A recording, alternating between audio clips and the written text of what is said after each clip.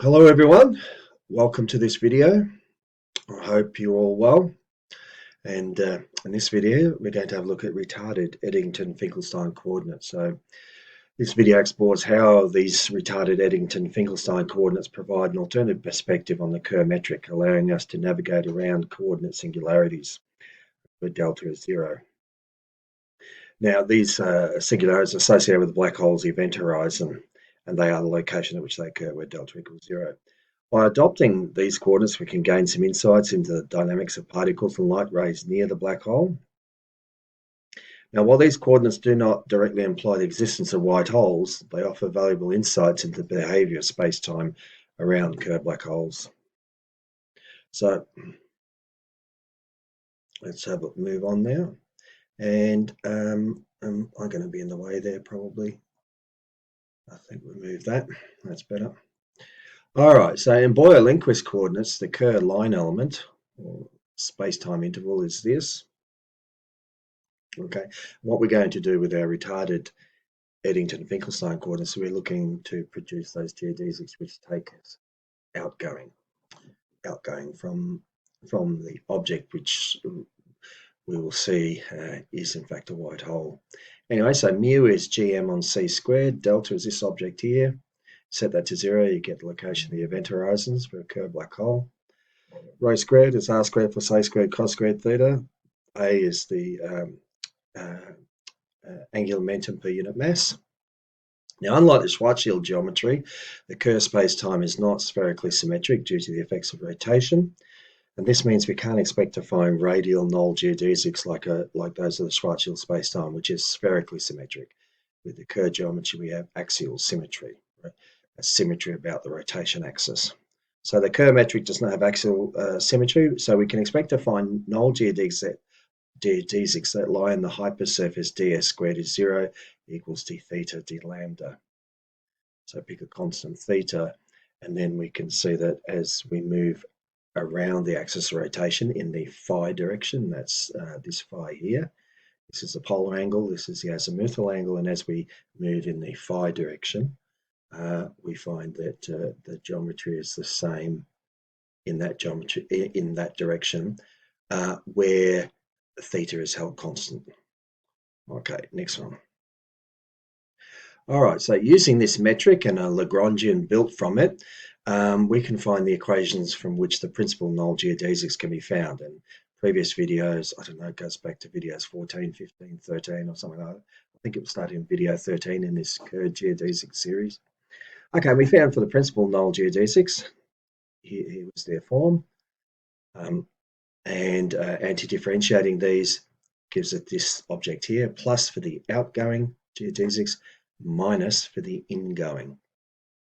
All those videos, they go back to the calculations here for these, producing this form of the geodesics here goes back to video 13 or something. In the phi azimuthal angular direction, we found this as a function of r.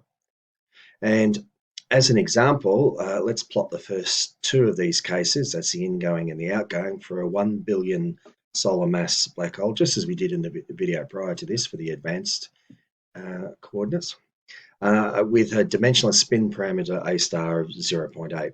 Mu is gm on c squared, the angular momentum per unit mass, gm on c squared times the dimensionless parameter A star. A star is between 0 and 1 for rotation in the positive direction. You could extend this to -1, this inequality here, if you would include rotation in both directions. That's not necessary for this video. Mu squared is greater than a squared. Okay, so we don't have a fast Kerr or anything like that. And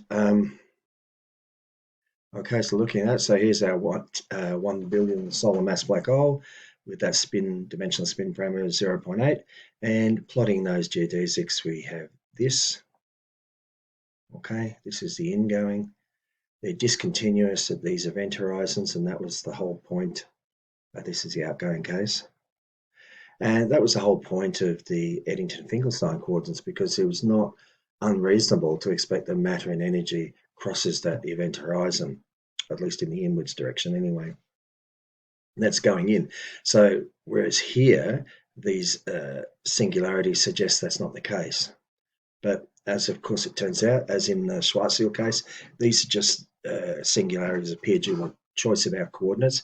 They are not physical singularities in which matter and energy cannot cross. They in fact do, and we expect that to be the case. And so a change of coordinates may give us the geodesics, the form of the geodesics that we want. Okay, so in the last video we looked at the ingoing case and we got straight lines, and we're going to do that now. We're going to look for some outgoing geodesics, even though that sounds odd, but we're going to look for some outgoing geodesics. Again, straight lines as well. So we're going to need to make some transformations which should give us those. So we're seeking a coordinate transformation that extends our solution through the event horizon, just as we did in the previous video.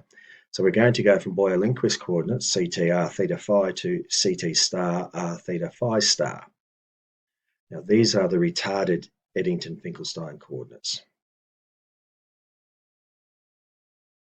Okay, from earlier, the differential form of the outgoing geodesics, remember we had plus and minus, plus for outgoing, minus for ingoing. So maybe we have plus and minus here. These are in differential form. CDT is this object here. Now for outgoing, just plus, and that's what we're interested in, and the same with d phi, A on delta dr. And why is that the case? We'll see shortly why that works out that way. Now in retarded Eddington-Finkelstein coordinates, we want the principal null trajectory of photons to be straight lines. Okay, so we need that C dt star is plus dr, plus because it's outgoing. In the last video with the advanced Eddington-Finkelstein coordinates, we had minus here because we wanted ingoing. And the other thing we want for straight lines is the angular change to be zero. So d theta, d phi star to be zero. Remember, we're going to change phi because remember we have CT star, r, theta, and phi star. Okay, so for straight lines, we want the d theta and the d phi star to be zero. Some things we need to do though. Okay, so the outgoing case in differential form is CDT is this object here. And the required transformation then is we're going to go from Boyer-Lindquist to Eddington Eddington-Finkelstein coordinates with a star here. CDT star is CDT minus d mu r on delta dr. Ooh. Okay, why that? Okay, so this transformation is if you like, an infinite compression of the coordinate time. Because remember how our plots before, they asymptotically approach the singularities there at the outer event horizon and the inner event horizon. And so we had those plots that went straight up like that. So we're going to compress in the time direction to straighten those out. And that acts to straighten the trajectory. Okay, so our new coordinate, CDT star, is CDT minus this bit here. That's what we'll do. So now you might wonder, well, how does that straighten it out? Well, if you have a look here, CDT star is CDT, which is this object here, because remember we want outgoing, and then we add this bit on. And when we do that, we end up with common denominator here, take out the factor of dr, and we end up on the numerator, a squared plus r squared minus 2 mu r. Well, we know what that is. That is, by definition, delta. So we have delta over delta, which will cancel, leaving us with just plus dr. So now we have straightened, with this infinite compression of the time coordinate, we have straightened out the outgoing path, almost. We've still got to think about the twisting of space-time that happens in the phi direction. Remember the frame dragging effect? That twists space-time as the Kerr black hole rotates. We need to untwist that. So we can also apply a transformation, untwist the space-time in the phi direction. So we can use d phi asterisk is d phi minus, remember d phi, the Boyer-Lindquist coordinate, this phi asterisk is the retarded Eddington-Finkelstein coordinate. D phi asterisk is d phi minus a on delta dr. To see that that actually untwists the space-time, you remember that we need d phi star to be zero. So this minus this has got to go to 0. So dphi star is dphi minus a on delta dr. That's what we're claiming. But if you remember, we had dphi as a on delta dr for the outgoing. Minus a on delta dr is 0. Okay, now if you're outside a black hole and the black hole is rotating in the conventional positive direction, if looked at from the positive z-axis down, then you're going to see the space-time in front of you, the black hole in front of you, rotating to your right in the around the vertical axis, around the z-axis, in the phi direction, in the plus phi direction. Okay, so in the advanced Eddington-Finkelstein case, we had to take that off. All right. Whereas if you're inside, you're going to see it rotating. If you're looking inside, if you could imagine yourself just by magic, you've zoomed in and you've somehow crossed all the event horizons without any tidal forces pulling you apart or anything, and you're seeing the object will be rotating around to your left. So if you subtract that rotation away, this bit here, you're going to end up with 0. And in the advanced Eddington-Finkelstein case in the last video, it was the opposite way. Okay, you're adding it on, which cancelled it out. All right, next step. So we've got dphi star. We've got CDT star, is this, which is exactly what I want for outgoing.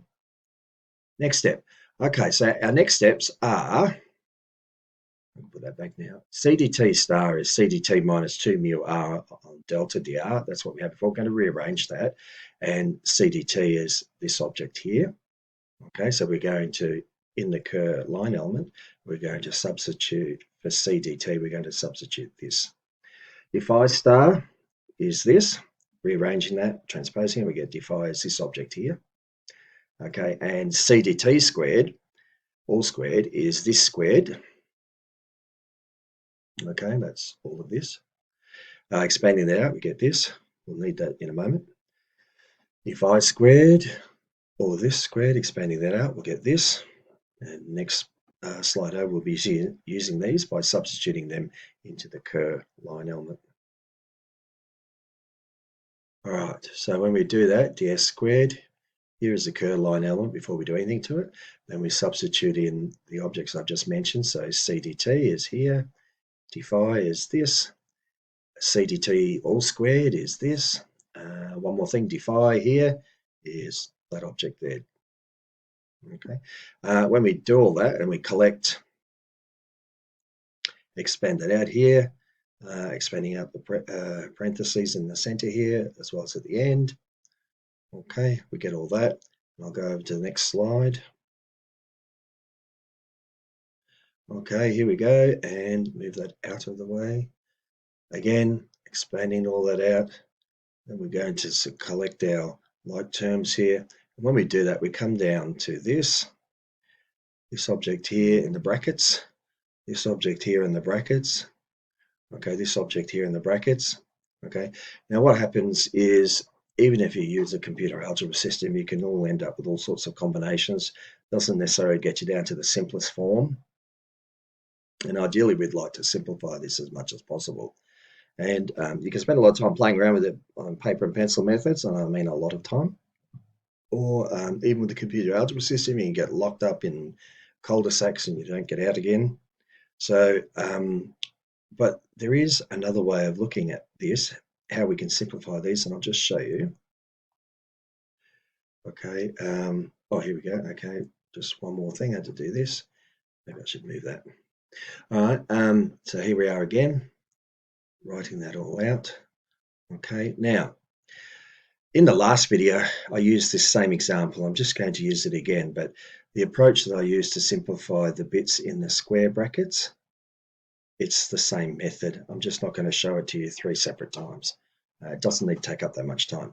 So it's a sort of inductive type method. So how can we simplify this? What's that going to give us to? Well, the algebra, as I said, become a bit involved. So what we're going to do is we're going to choose a few values of theta. All right, and we're going to use a sort of inductive type approach. I'm going to show you that now. Here we go. Now, if I re-emerge from hiding, I don't know if I'm going to distract you. But anyway, here's our object here. Let's try theta as 0. So put that in there. Well, that sine of 0 is nothing. So this is 0. So that's all going to disappear, that whole second term. And here, rho squared has a cos squared term in it. And cos of 0 is 1. So when you do that, you end up with 4r mu on r squared plus a squared. But if we can just put that back a bit, that's the same as 4 mu r on r squared plus a squared cos squared of 0. Well, that's good, because that sort of suggests the actual term is 4 mu r on rho squared. Let's try theta as pi on 4. We end up with this object doing that, which is the same as this. That implies, this implies its form is this. And again, 4 mu r on rho squared. Check theta as pi on 3. Same thing happens again. Theta is pi on 2. Okay, we end up with this, which is the same as that. Remember, cos pi on 2 is 0. So we just end up with 4 mu r on rho squared for theta is pi on 2. So we can simplify this whole object here as being equal to 4 mu r on rho squared. Much quicker way of doing it. We don't have to go beyond theta is pi on 2, the equatorial plane, because you just have mirror image below when you go for values down to minus pi. Down to from pi on 2 down to pi. It's just a mirror image of what's above. All right. Now you can do the same with the others, the other terms that were in brackets, and when I do that, I end up with this here. These are also simplified down. Here we go, like that. Okay, and so now, I should hide that, being a nuisance. Now, so here's our new line element in our new Eddington-Finkelstein coordinates. Now we're going to find the retarded time coordinate. V is ct star minus r. And then the differential form of this will be dv is c dt star minus dr is 0. Okay, why is that 0? All right, well, you remember c dt star was equal to dr. So if we put dr in here, minus dr will go to 0. Hence the choice of the coordinate v. So you have a null coordinate, if you like, ct star minus r. Okay, so we get dv is c dt star minus dr is dr, d minus dr is 0. Okay, so that shows you that we have a null coordinate there. All right, well, let's substitute in this retarded time coordinate, or the differential form of it. So what we're going to do here is we're going to put in c dt star, all right, is dv plus dr. I didn't actually show that as a rearrangement, but you can see that if I transpose this, I'll have c dt star is dv plus dr. So I'll put that in there where c squared dt star squared is dv plus dr all squared. Here, c dt star is dv plus dr times dr. And same over here, c dt star is dv plus dr times d phi star. And so d phi star here, d phi star all squared there. Okay, so here's our line element. Let's have a look. Next slide over. All right, and when we do that, we have just repeating what we had on the last slide there, so you don't have to remember what was there. Then we're going to expand all that out. Just here like that. Same thing again, we'll collect some terms. Quite a few things cancel here. Well, this dr here squared, the dr squared there, this whole dr squared thing, and then it just drops out. And so that it drops out altogether, and we're just left with our new line element in our retarded Eddington-Finkelstein coordinates as being this line element here. All right. Now, what we'd like to do now is look, we had the condition, because remember our null trajectories and so on, our principal null geodesics were in the equatorial plane. And for null geodesics, meaning for light, we have ds squared is 0 and d theta and d phi star set to 0. So we're going to do that. We're going to put the d theta there and the d phi star to 0. So next we get, here's our object again. Let's put in those things, apply the conditions. Ds squared is 0 for a null trajectory, d theta, d phi star set to 0, and everything drops out except the first two terms. All right, so we have now this object here is set to 0, and multiply through -1, and then factorize it. We have a dv dr here. We also divided through by dr squared, everything here, so it gives us dv dr all squared plus 2 dv dr. Take out common factor dv dr, set it to 0. So we have now two solutions. Dv dr is 0, so implying that v is a constant. And we also have this solution here. Now, we've seen these before. So this one here, v equals constant, this will give us the outgoing straight line geodesics. I'll show you that in a moment. Make that clear. And this one here for the ingoing, we already have a solution for ingoing, so we can use that. All right, so next one over. So we only need the first of these two, dv dr is 0. That implies v is a constant. Now, from earlier, the retarded time coordinate or parameter is v is ct star minus r. Okay, so if that means that ct star minus r is equal to a constant, because that's equal to v and v is equal to a constant. So outgoing geodesics are given by ct star as r, right, plus a constant. Okay, because that equals a constant means you take r over there and you've got r plus the constant and ct star. Well, that's the equation of a straight line in the tr plane. When you're plotting in the tr coordinate system. So we already have the form of the ingoing geodesics from earlier videos, 14, 15 in series, 13, 14, 15. And that's this one here. That's this form we saw earlier. Okay, so that's that form there. We'll use that. So we use this one and this one to plot these curves, this congruence of curves or family of curves, whichever you prefer. Okay, so let's plot the ingoing and the outgoing. So the outgoing of these ones and the ingoing of these ones. And when we do that, we have, I'm in the way again. When we do that, CT star R, okay, we can see that the light cones, okay, because remember the red ones are the outgoing and the blue ones are the ingoing. When we do the light cones, as you get close to it, they tip over. And this time around, they point not like the last video. In the last video for advanced Eddington-Finkelstein coordinates, the light cones tipped over towards the singularity here, towards the event horizons.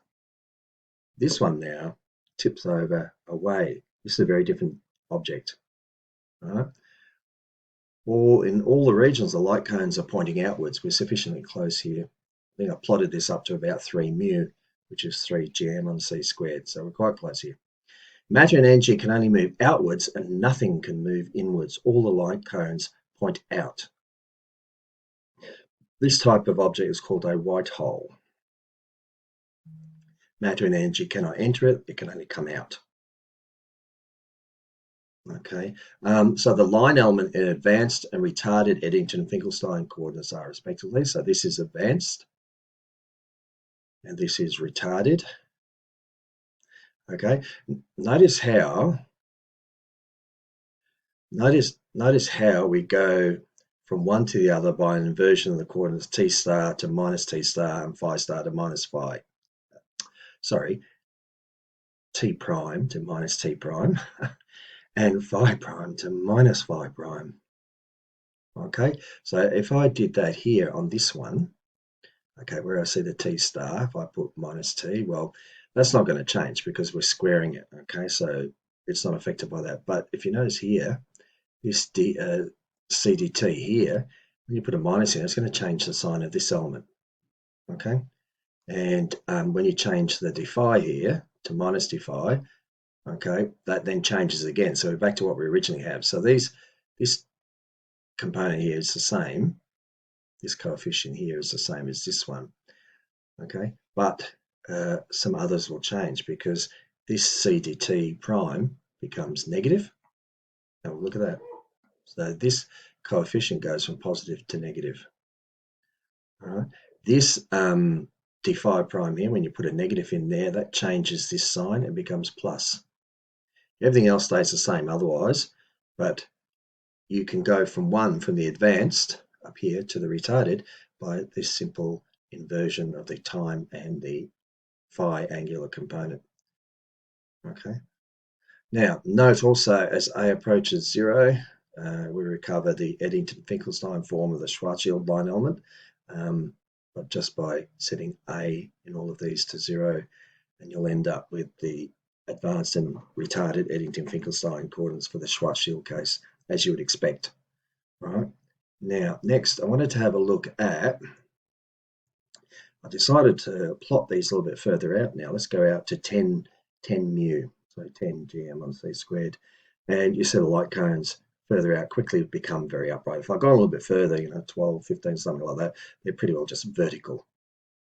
They very asymptotically approach Minkowski space, far out. But close in, you can see the light cones for the white hole, or retarded Eddington-Finkelstein coordinates, are tipping pointing outwards. Matter and energy move out. Nothing can move in.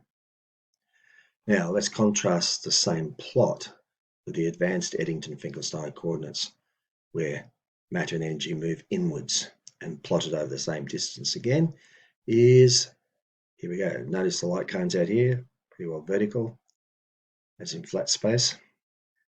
And then notice they start to tip over as quickly, and quickly tip over too. The future here for matter and energy crossing these event horizons is inwards. Doesn't necessarily mean it reaches the singularity, because in the Kerr black hole, you have at r equals 0, you have that circular singularity in which the space-time within it becomes time-like again. So there are paths in which matter and energy can avoid entering, striking the singularity. They don't have to end up at the singularity there. So interesting case here. All right, so this is advanced Eddington-Finkelstein coordinates, and the light cones tip over. The future of the particle is entirely directed towards the singularity, or that region where the singularity is.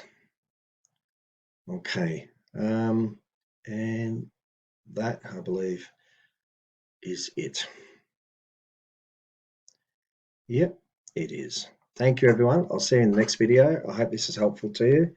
And take care. Stay safe, everyone. Enjoy yourselves, and I'll see you in the next video.